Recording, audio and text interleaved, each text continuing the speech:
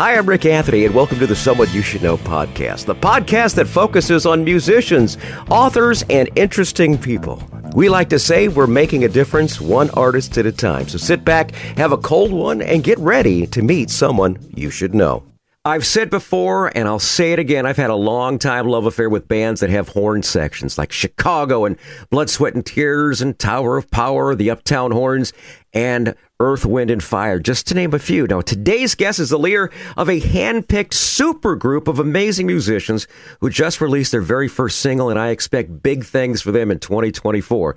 The band is Deco Entertainment, ADA, Warner Music Group, recording artist, the Hollywood All-Stars. And from that group is Grammy-nominated keyboardist Steve Gaspar. Steve, welcome aboard. Excited to have you on. Rick, thank you so much. It's really our pleasure. I want to thank you for giving us a platform to talk about this new record. We're really very excited about it. I don't blame you. When you pitched this to me a couple months back, I'm sitting there going, why isn't this on the radio? Why is this song not on the radio? It's so good. As we said before I started this whole thing, if I was a programmer, I'd have it in rotation right now. It's just that good.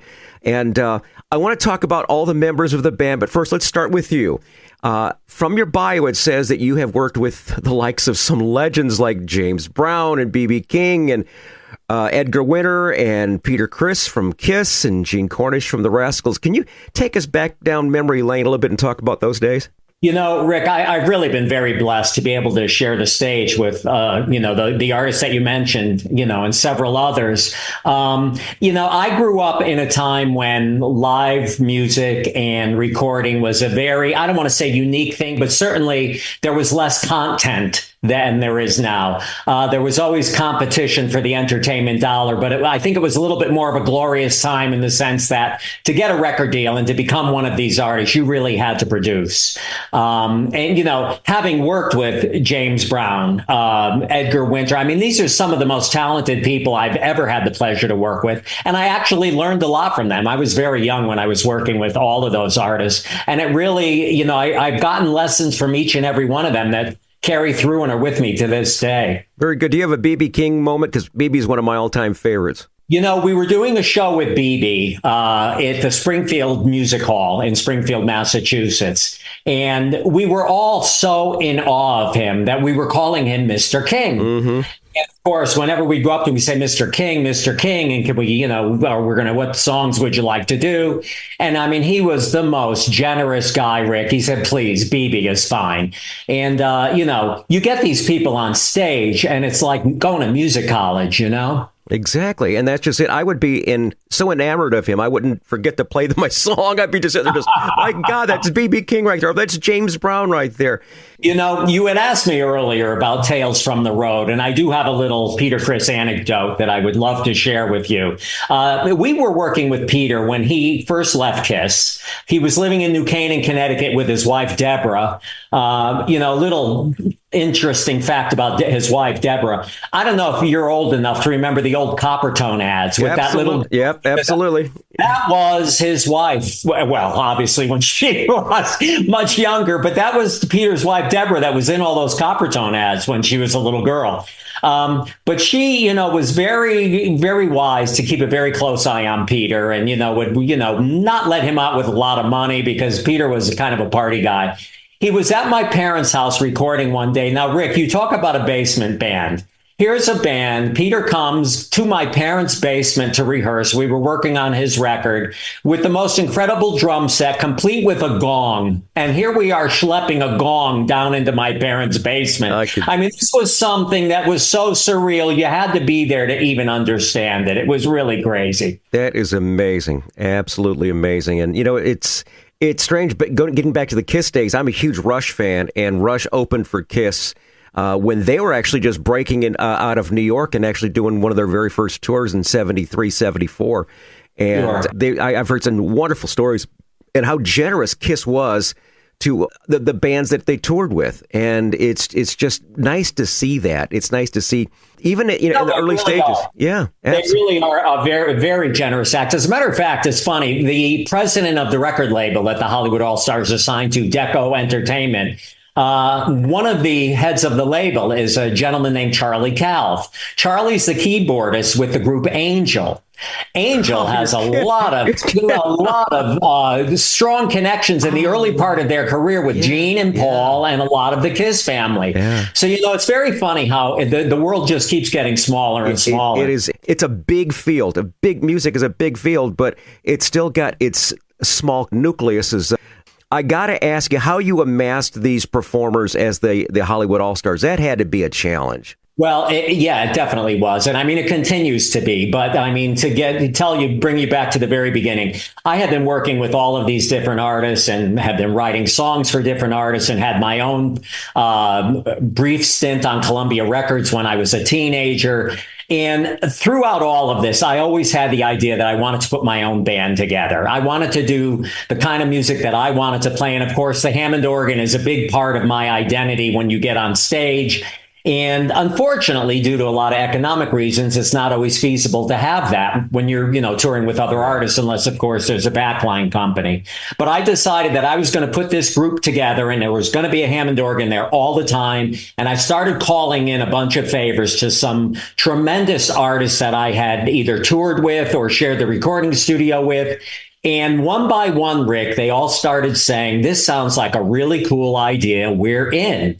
And I never dreamed that 4 years later, I'd be sitting here talking to you, telling you that I've got the horn section from the Rolling Stones, the lead singer from Tower of Power, the bass player from the Johnny and Edgar Winter groups, the drummer from Joe Bonamassa and the Blues Brothers band. I mean, it's just grown into this incredible thing, and it's wonderful. I feel very blessed to be able to have them all. I can imagine sitting over a beer or two, just listening to the stories that everyone has to tell, and especially when you've got that many talented musicians with that much teeth. You've got such a great thing. You have Andy Abel on guitar. Let's go through your band members real quick. Sure. Andy is also the co-producer of the project. He did all the mixing and mastering of the project. He's my right-hand man in this, as well as being a brilliant guitarist who's played with Talking Heads, Blood, Sweat and Tears, and a host of others. A really tremendous musician. And then you got Lee Finkelstein on drums. Lee Finkelstein is from the original Blues Brothers band, has worked with a bunch of other people from jazz guitarist John Tropay, Bernie Williams from the New York Yankees, who's, whether you know or not, is a really brilliant guitarist. Lee is another dear friend and wonderful musician on drums. Very good. And Tommy Bowes, your lead singer? From the Tower of Power. He actually cut his teeth on Tower's first record on Epic, Monster on a Leash. And critics went wild for Tommy is just a wonderful, wonderful guy with a brilliant voice. He's just a tremendous talent and a dear friend. I was going to say, he's got such a powerful voice. It's just... He really does. I mean, people have compared him to a lot of different people, but I mean, what I think one of the greatest strengths in Tommy Bowes is the way he can interpret a song. I'm not a great singer, Rick, and even though I'm the writer of these songs, when I present a song to a vocalist, especially someone of the stature of a Tommy Bowes, I always tell him, listen, cut me a little slack here. Here's how the song goes. Listen to me sing it and then turn it into a real vocal. And you mentioned the song Field of Grace, which I think we're going to play later. He did such a wonderful interpretation of those lyrics. He really gave it his own personality. Absolutely. And it's just that's one of the things that grabbed me right off the bat was that real nice, powerful voice that can really kind of take you to the next level. It's really, really good stuff. How about Scott Spray? I see he's been involved with 750 albums. Scott he lives in the studio. I mean, the wonderful thing about Scott just loves to play the bass. And I mean, we all love what we do, but Scott is really exceptional. He just lives to play his bass and has recorded with everybody, but most notably the Johnny Winter. He was on tour with Johnny Winter for, I think, the last 15 years prior to Johnny's passing. Before that was in the Edgar Winter group. And Scott is actually the one that pulled me in when I worked with Edgar for a short time. Scott and I go back to the time we were teenagers, just about around the time we had driver's licenses. So we're lifelong friends, and I can't imagine anyone else being on this record than Scott. Very good. Now, I've seen a couple of your videos. You've got a couple of female backup singers and such. Yeah, we do. You know what, Rick? It's a 13-piece band live, which we can get into that later and the challenges that presents. But yes, background vocals. I mentioned to you that I was signed to Columbia Records years ago. That was with my wife, Sue. We were on an act on Epic called Stephen and Suzanne. This is back in the days of those little black vinyl things. I don't know if you remember them, but they used to play. Used to spit them all the time. Okay, so give you an idea how far back we go. She's one of the background vocalists. We have another dear friend of mine, Melanie Bennett, who's another one of the background vocalists. And then the lead vocalist on the song Trust Me, there's one female lead on it, is a wonderful girl named Chevy Chavis from New Jersey. So yeah, it's nice to mix it up with male and female vocals for sure. And I mentioned earlier one of my favorite bands that carried me through all that love affair with the horn section is the legendary Uptown Horns, and you've got that as part of your ensemble. You know what? Can you imagine? I mean, when I started putting this all together, I mean, I needed that big rock and roll horn section. I mean, this is not a jazzy band per se. It's really a big, powerful, in-your-face kind of sound. And I scheduled a meeting with their sax player, Chris Vincio, and presented this whole idea to him and how crazy he thought I was going to be. And he looked at me and said, Steve, we're in. This sounds great. Let's do it. So, of course, the Rolling Stones, Jay Giles Band. I mean, it goes on and on and on, but those guys are legends in their own right. Amazing, amazing. You got it all together, and it is a fabulous ensemble called the Hollywood All-Stars. I know listeners are chomping at the bit going, Rick, too much talk. Let's get some music. So let's go ahead and do that. You've got a original EP out called Field of Grace. Your first release is the title track, Field of Grace. What's the backstory? Well, we had, you mentioned COVID when we were speaking before the interview. This band started out as a cover band. And the object was, I just wanted to get on stage with these people and play music. So in order to precipitate that, we decided that the plan would be, we're going to go out and we're going to do covers by all the artists that we've all had the honor to work with. We did some James Brown songs. We did some Rolling Stones. We did Edgar Winter. We did all of these songs, but we put our own spin on them and gave them our own arrangements. That was going along pretty well, and we were doing pretty well in the East Coast theaters. I mean, we were selling out 300 to 500, 600, 700 seats, and we were doing nicely. And then COVID hits. And of course, everyone's trapped. And it was at that point that I decided, Rick, if I'm going to take this act to the next level, I have to write for it. And that's really when I started writing all the songs for what became Field of Grace. Well, we start recording, and it did present some challenges because of COVID. We get the mastering done, and this was signed within 3 months of finishing it. Deco Entertainment heard it, said, we want this. And I mean, the idea of getting a record deal today is just crazy. I mean, could you imagine, let alone so quickly being approached? And it just felt like a good home for the project. Deco is a wonderful label. They have a very eclectic mix of artists from Joe Bouchard from Blue Oyster Cult, Carmine Appice from Vanilla Fudge, the pop star Tiffany from the 80s. Tiffany is signed to their label. I talked to her a long time ago. You know what? It just felt like this is a company that's all about music. They didn't care what genre it is. And when they heard this, they flipped. And I decided, you know what, rather than go the whole CD baby route and try to put this out myself, I'd be foolish not to take advantage of having a company behind me, not to mention a team of people helping me with it. So it was great. I feel like I really stepped in some good luck with them. Awesome. Very good. Why don't we play the song right now? If you're ready for some great music, here you go. This is Field of Grace from the Hollywood All-Stars, featuring today's podcast guest, Steve Gaspar, right here on the Someone You Should Know podcast.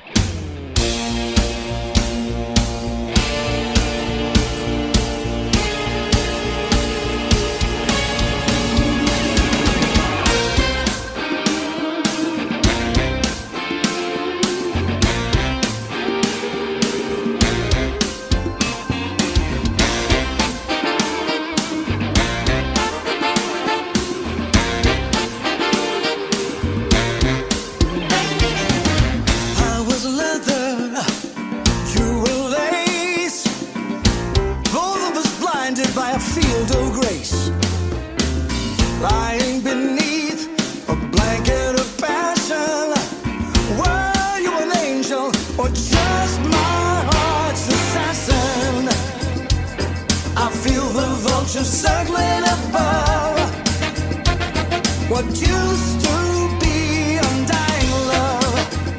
Now it's time to give up, 'cause I love you too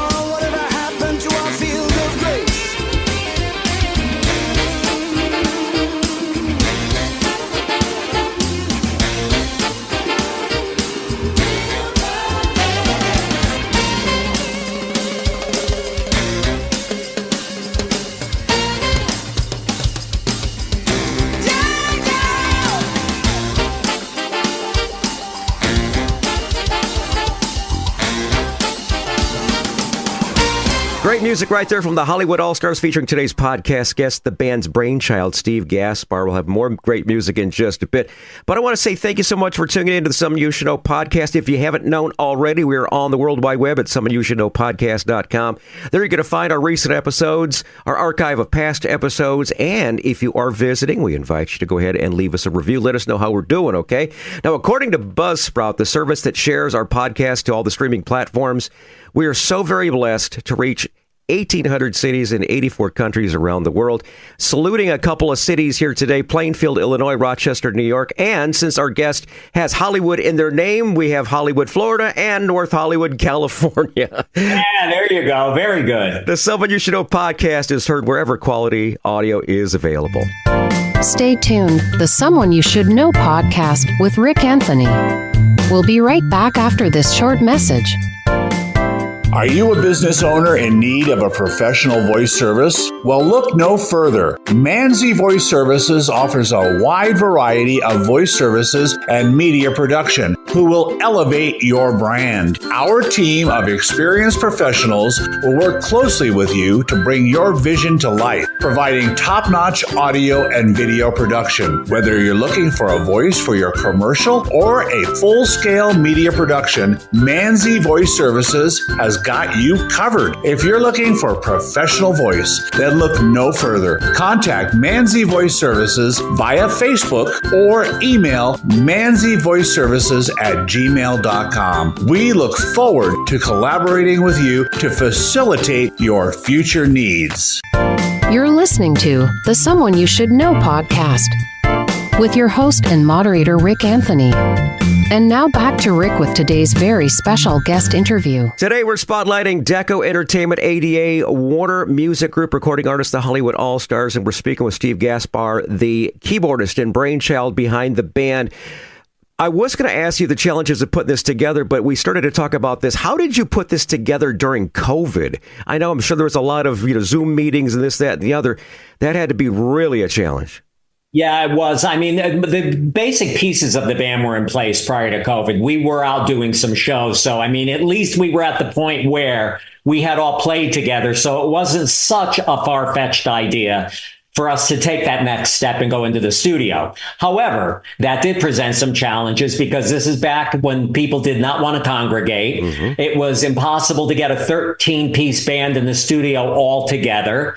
I remember singers coming in wearing masks and us trying to get sounds on them, wondering if they would take their mask off to sing. Basically, Rick, what we did go in with the rhythm section, which was Lee on drums, Scott on bass, Andy on guitar, and myself on keyboards. The four of us were brave enough to, go into the studio together, laid some basic tracks, and then beyond that, everything was sort of done remotely by piecemeal. We had the vocalist come to a studio to overdub vocals. The horn section did their parts, if you can imagine this. And I mean, from hearing what you heard, I want you to think about this. Mm-hmm. Each one of the four of them did their parts on their own, in their own home studios, sent all those tracks to Andy and I, which we had to assemble and put all together and make that horn section that you heard out of all of these individual tracks and overdubs. So, I mean, yeah, there were some challenges, but I think it turned out great. I couldn't have asked for anything more. I agree with you 100% there. It turned out absolutely fabulous. And we're going to hear some more music in just a couple of minutes.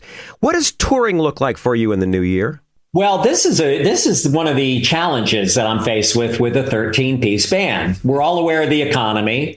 I have a lot of very dear friends of mine who, in order to continue making a living, which is we all play, that's what we do, are going out with 2-3-piece bands, sitting in the corner of a restaurant and doing what they have to do a gig. Mm-hmm. And I come along with 13 pieces. Now, number one, we can't play restaurants. We need the room, which limits us to theaters. Even if it's a larger club, we can do that, but it's a 13-piece band, not to mention the cost. I'll tell you a funny story. We're very lucky that the record is getting some airplay in a variety of different places. Field of Grace was on the radio, I can't remember the station, over this past summer in the Midwest. And I got a call from one of our agents who said, Steve, this radio station called, they love the song, they're doing a big summer festival. And they would like you guys to come out and headline the music festival. And I said, wonderful, let's put it together. So he said, again, it's 13. I said, yeah, it's 13 people, blah, blah, blah. And he hangs up, sorry, let me put my pencil to paper. Ricky calls me back in about 10 minutes and says, you said 13. I said, yes.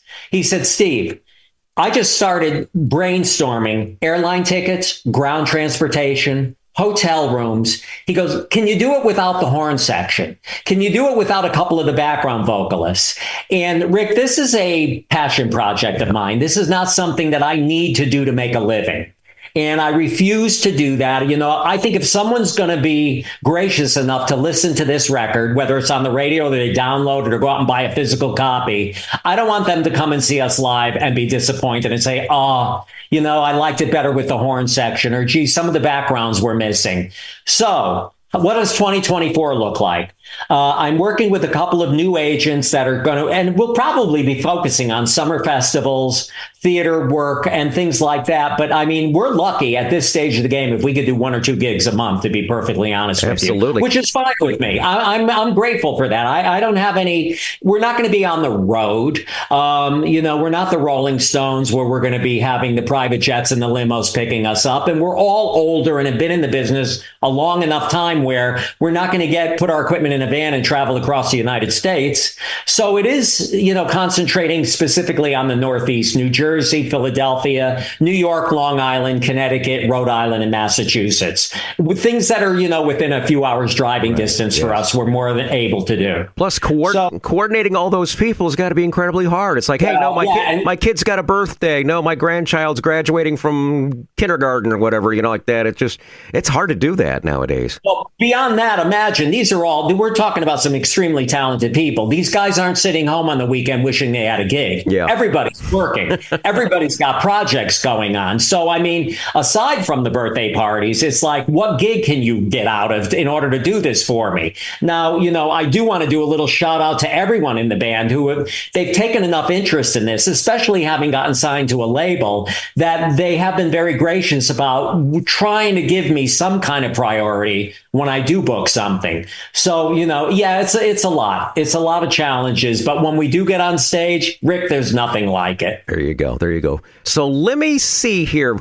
We've got plans for the New Year's as far as maybe hitting some places along the Northeast, which is really cool. So if anyone happens to be touring the Northeast, I invite you to check out their socials. What would be some good social media links for us to keep in touch with what you've got going on? Well, we're everywhere. I mean, the Hollywood All-Stars are on Facebook. I welcome anyone to contact my own personal Facebook page. I'm an open book, and I'm very good about accepting friend requests and certainly answering private messages and so forth. It's Steve Gaspar. You can find me on Facebook. The band is on Twitter, LinkedIn, as well as our own website, which is www.thehollywoodallstars.net. We're a net website. But no, we're everywhere that you can look to find us. If you Google us, you'll come across us. And as I said, I'm very, very welcoming to anyone who wants to contact me about any information about the band. And as a matter of fact, I'll include everything in the show notes. So they're just a click away. So all you have to do is go down to the show notes. Don't do it while you're in the car, please. All right. While you're listening to this on Spotify or Apple, whatever it might be. Now, you told me that you've been lucky so far and haven't had any mishaps with the Hollywood All-Stars. The next feature is Tales from the Road. Can we go back to the early days of when you're with James Brown and B.B. King and Gene and Peter and maybe talk about something that didn't go quite as planned with them? Well, I can give you a little Peter Criss story. We're back to Peter again. Peter, I'm not picking on you, but I mean, he's such a colorful person. It's hard not to, you know, when you mention these people, this is the first one that comes to mind. You know, Peter, as I said, was living in New Canaan, comes down to my house in Connecticut for a band rehearsal. This was for his own project that he was working on after leaving Kiss.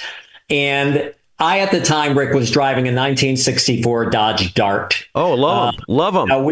The old slant six, you couldn't kill them. They just kept on running. And we get down and Peter comes down and says, you know, man, I could use a cup of coffee. So I said, all right, fine, let's go. We'll climb in my car. Here I am in this dilapidated Dodge Dart driving to our local coffee shop, Marty Kane's Deli in Trumbull, Connecticut. with Peter Criss in the passenger side. Now, you have to understand for me what a surreal experience this is. I'm thinking no one would believe this. And here comes this bomb of a car pulling into this coffee shop, and out I step with the drummer from Kiss. So we go inside, and, I order my coffee, and Peter says, "Oh, man, I'll have an egg sandwich and a coffee." And, well, the bill comes, and Peter looks at me, and I look at him, and he says, "I don't have any money." I don't have any money. Deborah would not let him out of the house with any money. So, it came down to the point where here I am in my old Dodge Dart, driving around Trumbull with Peter Criss from Kiss in the passenger seat, buying him a cup of coffee and an egg sandwich because he has no money. So, that would be one. And I'm saying all of this with a lot of love because it was so much fun working with him. I can't even begin to tell you. I know. Absolutely. Now, how about some final thoughts that we should know about the band that we haven't talked about yet before we play the final song? What are your thoughts? Well, you know what? I do want to give you a little lead into that particular song. But before I do that, I want to thank everyone that supported us so far. This is a brand new project. And obviously, you and I were talking about how much content is out there. And I think I came across this figure, Rick, that how many songs are downloaded to Spotify daily. And not weekly, not monthly, but daily. And the number was staggering. It was something like 46,000 songs a day are downloaded to Spotify. And when you sit back and think of the content that's out there today, in the old days when you were working at the radio station, an A&R guy or a field guy would walk into you with the latest releases from Columbia or Atlantic or whatever they were. And okay, it was competitive. There might have been 100 singles that you had to thumb through. And of course, Elton John, Paul McCartney, Barbra Streisand, all of them get first chance. But there was a little bit of a little bit more of a chance that an unknown act might get heard. Today, it's just near impossible. Absolutely. So for the people that have heard us and have played us, I want to thank you. And, to any agents that are out there that might be listening, we're loving to play. So please do contact us if you can. I mentioned that I was signed to Columbia years ago, and I'll never forget as a teenager sitting down with our producer, the A&R man from Columbia, Lenny Pizzi. Shout out to Lenny. Love you. And the lawyer from Columbia Records. And they took us out to lunch to sign the final contracts. And here I am, a little kid, and the attorney looks at me and says, "Do you think you're going to have a hit record?"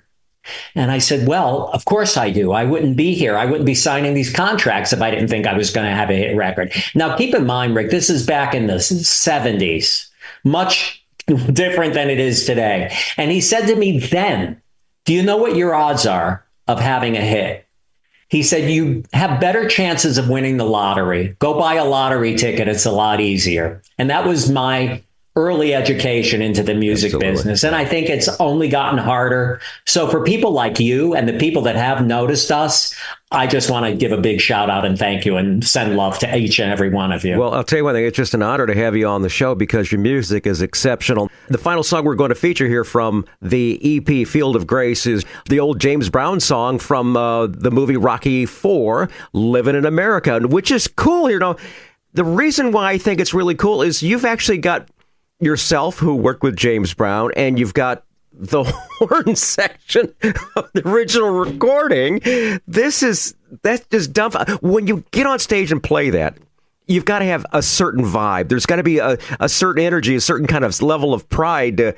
Here it is all these years later, and you guys are breathing new air into it. It's wonderful. Well, there is a live video of us doing Living in America. If anybody wanted to search that, it's the Hollywood All-Stars Living in America Live. It was shot in Fairfield in August. The way that came about, this was going to be an original project. I wasn't setting out to do any cover songs. We had been there, done that, and I wanted to really, stretch my songwriting chops a little bit, but I wasn't adverse if the song was right to doing a cover. It certainly helps us, make some noise. Well, the songwriter of that song was written by two gentlemen, Dan Hartman from the Edgar Winter Group, ironically, and Charlie Midnight. They both wrote that song. Dan, of course, had passed a few years ago. Yeah. Charlie Midnight became a fan of the Hollywood All-Stars on social media. So we start chit-chatting about, you're doing a new record. Yes, you are. And of course, Living in America comes up. And I said, Charlie, would you mind? He said, mind. I'd be honored for you guys to do it. Then come to find, Rick, I propose it to the band. And the horn section says to me, we played on that record. So, I mean, it was just a no-brainer at that point. All right, we need to do this song. And of course, to cover a James Brown song is no easy feat. It can end up sounding very hokey, which thank God for Tommy Bowes, again, who came through and put his own spin on it. And we gave it a little bit more of a powerful rock edge while staying true to the original. Right. So I think it's a nice tip of the hat to Charlie's song, the James Brown recording, but done in a little bit of an updated, more powerful rock R&B way. Folks, that's how planets come aligned. Yeah, that's right. Exactly. When planets align, you wind up getting something like this, and it's going to be the song that's going to take us out today. And I'm just so excited to have had Steve Gaspar on from the Hollywood All-Stars. Thank you so very much for being the latest family member on the Someone You Should Know podcast. Well, Rick, we want to thank you, and much love out to you from myself and the whole band. We all really do appreciate the time you give us, so thank you again.